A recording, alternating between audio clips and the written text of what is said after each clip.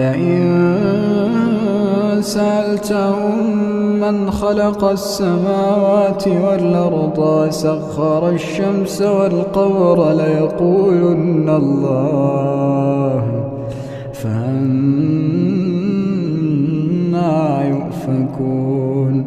الله يبسط الرزق لمن يشاء من عباده ويقدر له إن الله بكل شيء عليم. ولئن سألتهم من نزل من السماء ماء فأحيا به الأرض من بعد